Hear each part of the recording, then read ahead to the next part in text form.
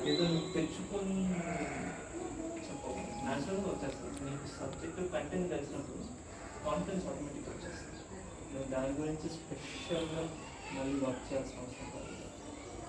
Because content gives you confidence.